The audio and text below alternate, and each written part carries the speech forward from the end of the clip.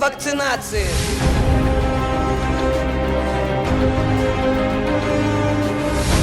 Сәлеметсіздер ме, құрметті көрермендер? Қазақстанда болып жатқан өзекті мәселелер жайлы бар шындық жарияланатын каналымызға қош келдіңіз. Бүгінгі біздің қозғағалы отырған тақырыбымыз атышулы коронавирусқа қарсы мәжбүрлі түрде салынатын вакцинаға қатысты болмақ, және де осы себепке байланысты жақын арада көтерілістің болатындығы рас па? Видеомызды қарамастан бұрын каналымызға тіркеліп, видеомызға лайк басып қолдауларыңызды сұраймыз. Рахмет достар. Ендеше бастайық. Қазақстанның қай өңірлерінде вакцинаға қарсы наразылық өрті туындап жатыр? Алматы облысында бір мектептің ұжымы түгел вакцина алудан бас тартты. Ал ауыл халқы вакцинаға қол жеткізе алмай отыр. Но салыңдар деп заставлять етті. Бірақ біз көнген жоқпыз, біз коллективпен салдыртпадық. Одан кейін менің жұмысым мектеп бойынша ешқайсысын салмай қойып отырмыз. Өзім коллективіммен салмаймын.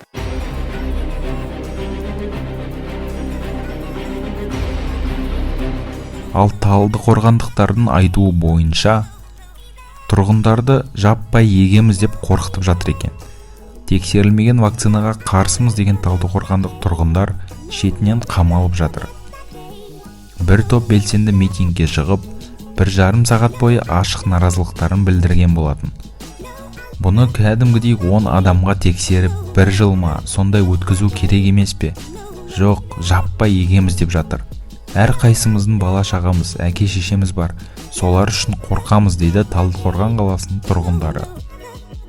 Ал Маңғыстау облысында да вакцина алуға қарсы шығып жатыр.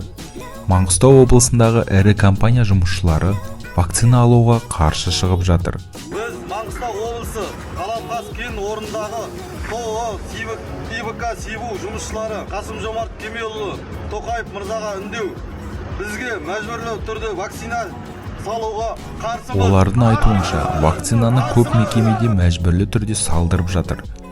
Бұл адам құқығын шектейді дейді мұнайшылар. Ал Орал тұрғындары тағы да алаңға жиналды. Олар вакцина ерікті түрде болсын дейді. 6 шілде күні Орал қаласындағы наразы халық Мәншүк Мәметова алаңына бейбіт шеруге тағы да шықты. Бұл туралы хабарлама әлеуметтік желідегі парақшаларда алдын ала таратылған болатын. Вакцинаға қарсымыз деген ұранмен Нұр-Сұлтан қаласында да көп балалы аналар наразылыққа шықты. Белсенді әйелдер вакцинациялауға қарсылығын білдірді. Қолдарына кастрөл ұстаған әйелдер министрлік алдында шу көтеріп, Алексей Цойдың өздерімен кездесуін талап етті.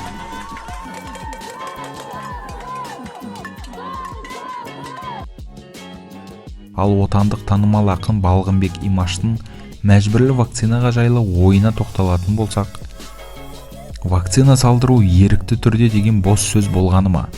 Біздің биліктің сөзіне сенуге болмайтын сияқты. Мектеп директорларын қамшылау керек деген не масқара? Қайдасындар, батыр қазақтың ерлері мен қыздары? Елдің көз жасына қалудан қорқатын басшы қалмаған ба? Мекеме басшылары, әртүрлі деңгейдегі әкім қара, шенеунік, директор, ректор, тағы басқа қызметтегі азаматтар. Алланың алдында қол астыларындағы әр адамның хақынан сұраласыңдар. Мен екпеге қарсымын. Бүгін халық жауы қылсандар да осы пікірде қаламын. Қайда менің атазаныммен кепілдік берілген құқығым, деп жазды Балғынбек Имаш. Шынымен де сөздің жаны бар емес пе? Қалай ойлайсыздар? Жақын арада бұл мәселені шешуі табылмаса, билік басындағылардың халықтың ашуына тиетіндігі анық.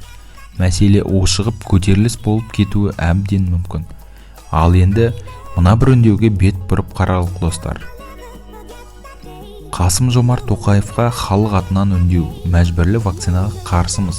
Бұған не дейсіздер? Құрметті Қасым-Жомарт Кемелұлы, қазіргі таңда елімізде Қазақстан азаматтарының құқықтары тапталып жатыр. Мемлекетімізде мәжбүрлі вакцина жасау басталды. Шенеуніктер халықты қорқытып, үркітіп. На сегодня возбуждено административное производство в отношении 19 человек. Из них 5 человек уже оштрафованы. данная работа будет продолжена. Задачу мы в целом поставили ее довести суточно до 70 тысяч. Егер вакцина жасамасаңдар, жұмыстан қуыласыңдар, ешқайда бара алмайсыңдар, еш жерде жүре алмайсыңдар деп қазақстандықтардың құқықтарын таптап жатыр. Сіз Конституцияның кепілі ретінде, конституциялық құқықтардың кепілі ретінде осы мәжбүрлі вакцинацияны тоқтатуыңыз керек. Заңсыздыққа жол бермеуіңіз керек. Конституцияда жазылған халықтың құқықтарын таптауды тоқтатуыңыз керек. Халықтың барлығы осы мәжбүрлеу вакцинацияға қарсы шығып жатыр. Халық қаласа хан түйесін сояды деген дана қазақ. Сондықтан сіз президент ретінде осы әрбір өңірде болып жатқан халықтың наразылығын тыңдап, осы мәселеге өзіңіздің сөзіңізді айтуыңыз керек. Халықты ашындырмау керек. Біз тіркелмеген ел тірегі саяси партиясы мәжбүрлеу вакцинацияға қарсымыз. Біз қарсымыз. Қазақстан Республикасының президенті Қасым-Жомарт Кемелұлы мырза, біз мына Атырау облысы мұнай-газ басқармасы Тұрарбақ кенішінің мұнайшыларымыз біз мына елде болып жатқан вакцинаға қарсы, мәжбүрлі вакцинацияға қарсымыз. Мәжбүрлі міндеттелген вакцинаға қарсымыз. Вакцинаны алуға қарсымыз. Бұрғылау жұмыстарының басқармасының азаматтарымыз. Үйде қызметкерлері қарсымыз. Кездесті мекемесінің жұмысшылары мәжбүрлі міндетті вакцинаға өз еркімізбен қарсымыз. Жаңаөзен қаласы 4-ші мұнай-газ басқармасының операторлары, бұл жердегі автобус шоферлары, бұл жердегі мұнайшылар баршамыз біз қарсымыз вакцинаға. Қарсымыз.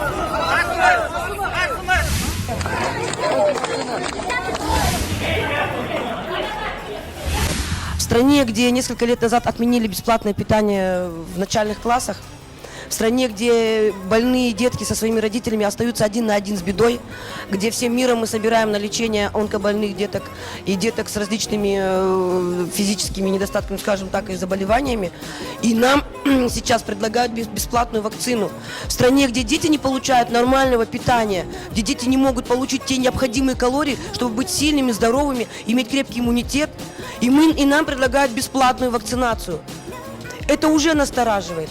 Уважаемые родители, будьте внимательны к своим детям, не позволяйте, у вас есть право, конституционное право, ваш ребенок, только ваш ребенок, не позволяйте никому испортить жизнь, судьбу вашего ребенка. Будьте с нами, мамы Казахстана, мы против вакцинации.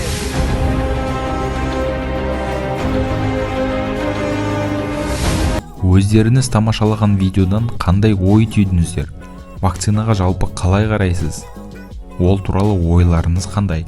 Мүмкін бұл халықты басқару үшін ойлап табылған қару шығар.